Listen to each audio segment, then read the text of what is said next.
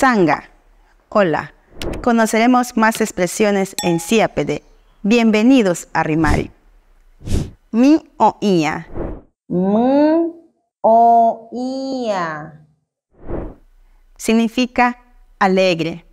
Estoy feliz. Por ejemplo, me dan una buena noticia y digo mi o ia. Qué alegría, qué felicidad. Piabaji. Pia. Baji. ¿Qué significa gracias? Por ejemplo, cuando hago un favor y me dicen piabaji, gracias. Mi wanuta.